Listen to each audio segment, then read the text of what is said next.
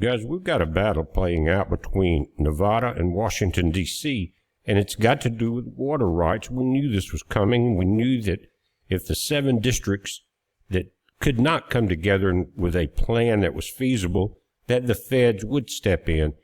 Now, Vegas is very mad right now, and they stepped in today and they sued the federal government. It says the federal plan forces mandatory water cuts on lower basin states, which are Nevada, Arizona, and California, while requiring no mandatory cuts from upper basin states, which are Colorado, Utah, Wyoming, and New Mexico, guys.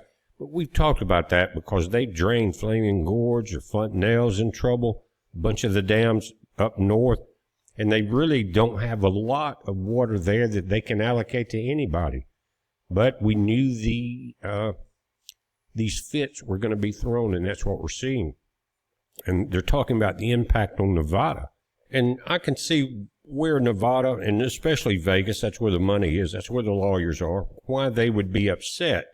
Because they've spent a lot of money. Remember, they had the 3rd straw drill. That's the 3rd intake that's at the very bottom of Lake Mead, that when everything else is bone dry, they still have the capability to pull water into the Vegas area.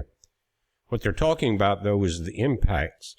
The state faces an immediate 17% cut over 2 years and a potential 71% reduction in its total allocation during severe dry conditions.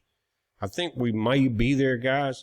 Anyway, state leaders report that 90% of the water used in the Las Vegas Valley comes from the river source. Now, the state of Nevada is arguing that the federal government failed to study how massive water shortages will impact Las Vegas's economy, local bond ratings, and urban temperatures. Like every other place in the desert, guys. That's the only thing about Vegas. They're a little bit spoiled. They got a lot of money, got casinos, world-class projects. But this is kind of a crybaby thing to me because, again, it is, how will it impact Las Vegas's economy? How will it impact Phoenix? Their economy. Further on down Tucson, guys, to the west towards California. How will it affect those? It's going to be bad on everybody, but we knew this tit-for-tat argument was coming. Again, they're saying that the federal plan violates the Administrative Procedure Act, the National Environmental Policy Act, and the historical guidelines known as the Law of the River. What they better get used to is what's called the Run of the River, because that's what's about to happen. Now, the violations that they're complaining about, guys, is one, they're saying that the feds have ignored the alternatives. The feds did not consider joint compromise plans sent in by the lower basin states. I think they saw all of the plans and realized that there was really no way to divide a river that's disappearing. The officials did not explain, this is another complaint, that how they are interpreting the river rules.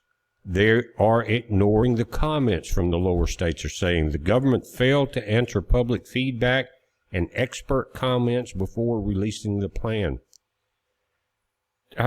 Guys, we've seen the Fed kick the can down the road this entire time. And so right now, it's almost a mute argument, but we're going to see this. This today is what, Monday? So I imagine by tomorrow we may hear something from California, maybe something from Colorado. But California did agree for a 10% cut to try to probably keep the feds off their doorsteps. But they did that. Now, we knew Vegas would step in, but guys, you and I have looked at this data for so long between Lake Mead, Lake Powell, what's going on, that you and I both understand there's not going to be a whole lot to argue about much longer. But what's going to be interesting is to see how this plays out. And what's happening right now, to be honest with you, more than likely there's millions and millions of dollars being handed over from Vegas to some of probably the best lawyers on the planet coming out of Vegas. That's where the money is. So that money, guys, cannot buy, no matter how much money you got, you cannot buy enough water to fill that river back up. But that's what's going to happen. They're going to be spending millions, maybe more than that, trying to stop these water cuts, which are coming not really from the federal government. If you look at it and look at the data and look fairly, it's coming from nature. So they're going to spend millions that they could, possibly help people, lower their power bill, water bills, or relocate, or whatever it is, something useful with that money, unlike what we've seen with the AI centers. But do something conservative or at least constructive with it that would help folks. But no, they're going to play their games, and they're going to spend all the money that they have left, which is taxpayer money, and try to fight a dying river system.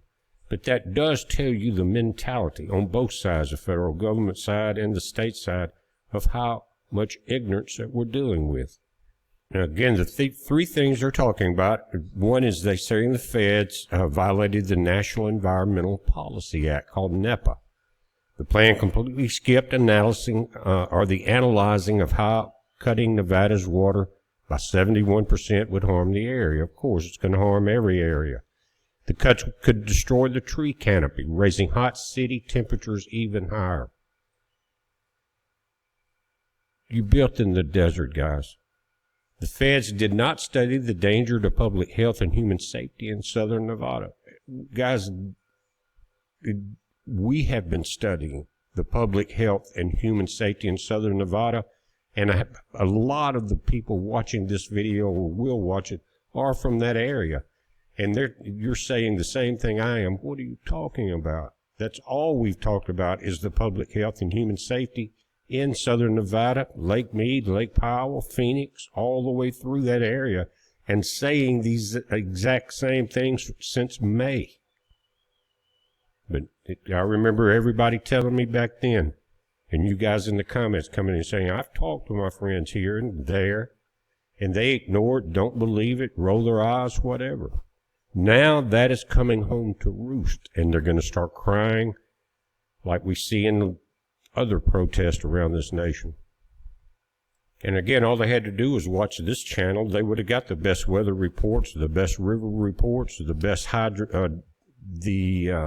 evaporation reports, everything. Just simply watch BP Earthwatch. You don't have to depend on the Fed. We gave you very accurate data. They're saying it puts an unfair burden. The framework forces massive cuts on lower basin states, Nevada, Arizona, and California again. Now, another thing, just looking at it through a common sense thing, if you put yourself as the city or area that's going to get the most water out of Lake Mead and out of the Colorado River, you painted a huge target on your back immediately soon as these cuts became mandatory. Just so you know, that's what you did. Now, again, some of the things we've talked about, guys, is we've got 109 feet of silt as of a few months ago, picked up by sonar at the base of the dam. You've got a massive delta silt flow pulling in as the water drops. It's pulling the banks in and all the silt from upriver down towards the intakes. It's going to be a nightmare, and we've talked about it. Remember the video where I showed you the vortices going into that third straw? It's going to be a nightmare either way you go. But this crybabying attempt here, when Mother Nature's taking over and Atlas is shrugging, is futile. Blow your money any way you want to, complain, cry, throw a fit. It's going to happen. So what you need to do is, instead of trying to sue somebody for a vanishing river that no one can help, no one can stop, think about using that money for plans to help people. But guys, if you want to look at it, and again, be as fair as we possibly can, if you remember maybe 3 months ago I talked about one of the things that was going to happen is when you run out of water and electricity, say in a place like Phoenix, the homeowners and the mortgage holders, all of that are going to be affected. In other words, you're not going to pay for a $200,000 or $300,000 home that was double rated. Now we're finding out that the home estimation was all corrupt. Estimate your home double what it was worth, pay the estimators a big bonus, And then you have to double your payments, double your insurance and everything else. Anyway, when that happens, when you can't live there, and you can't sell it because no one else can, the bond ratings collapse. Sudden cuts would ruin the state's credit and borrowing power. Remember, we talked about that if they get a bond up and it helps with a new subdivision or something, it's really not helping that subdivision. It's helping the money they borrowed. I mean, in other words, they're borrowing more money to pay for the last bond, to build the last group of things, and the one before that, and the one before that. So they're stuck in a vicious cycle. They're freaking out. This is exactly what we talked about. Remember, I said there's going to be panic. They're going to lose the lenders. The lenders will start to collapse. The banks will be in trouble. These people will walk away. These bonds will become useless. Ratepayers in Las Vegas will face massive water bill price spikes to handle the shortage. Well, they would do that, guys, one for profit, but another one is to get people to be ultra conservative with the water. When the prices go up, you got to cut back, whether it's driving on cheap gas or when gas gets high and you have to park the vehicle for a little bit. But again, it comes down to this. You are putting a Band-Aid on a bullet wound. And what Nevada is saying, they want the federal court to issue an injunction. This would block the federal water cut from starting until the government goes back to the drawing board and follows the law. I can't help but laugh, guys. We got a month or so left before Meade and Powell get into the dead pool situation altogether. It's before Christmas. We're going to be looking at almost the run of the river through the entire Colorado River Basin. And this is what these fools are doing. Now, I saw an interview with Katie Hobbs, the illustrious governor of Arizona, the queen of the mail-in ballots. She came on and she sounded so artificial, guys, almost like a robot. Anyway, Arizona's heavily pushing back. They're pushing against the federal water cut plan also, calling it unfair and legally flawed. So who's wrong? Arizona, Vegas, California, or the feds? While they have not officially joined Nevada's lawsuit yet, state leaders are currently evaluating the complaint and actively preparing their own legal weapons. We've got politics involved in all of this, which, guys, for the last several months, maybe a year now, I've tried to stay completely away from them because it's a mind poisoning trick. You get involved, you get tied into one side or the other, and it kind of overtakes things. So again, it's a poison pill. Stay away from it. But here, I'm not talking about politics necessarily. I'm talking about something we are all looking at, the real world. But Arizona's caught in a tough spot. They are facing the largest absolute cuts of any state under the federal plan. But you've got two spoiled groups here. And if it was me that was either the judge or in the federal seat there that was going to deal with this, I would pull the old trick. I would say, okay, Nevada, I'm going to swap your water rights with Arizona's. Will that work? And they'll throw a fit and say, wait, we don't want to go that far. And that's exactly when you know you're dealing with children.